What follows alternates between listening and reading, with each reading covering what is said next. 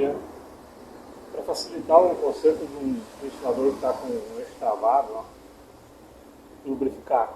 Vamos ver se lubrificando vai ficar bom. Então eu já adiantei, já andei desmanchando a parte das hélices aí, já tirei fora, já abri. Agora eu vou mostrar como é que se lubrifica, para que o eixo fique solto, para que ele volte a funcionar normal, entendeu? Vamos ver como é que fica então aqui.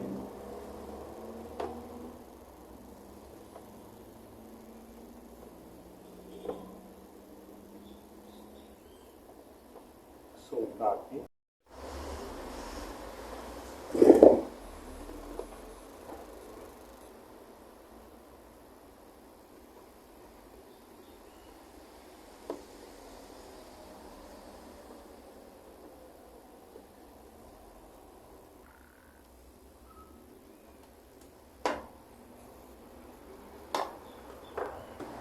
Tem alta de motor de automóvel que resiste a altas temperaturas. Então a gente vai encher de óleo aqui.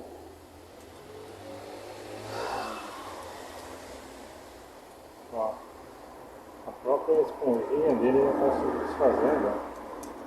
Já fiquei esquentado de tão preso que estava na bucha aqui, o eixo. Tá seco. Vou botar óleo aí.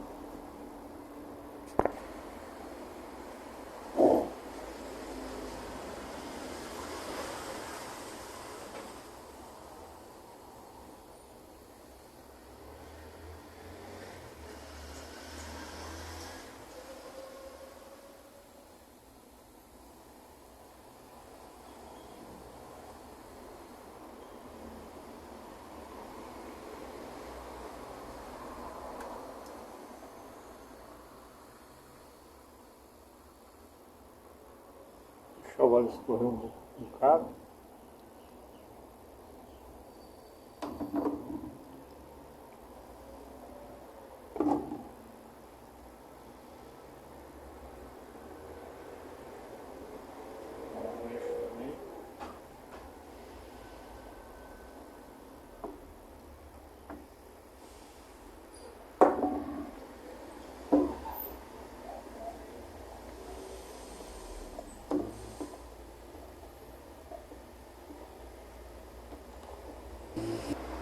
Então, hora de montar. Vamos ver se vai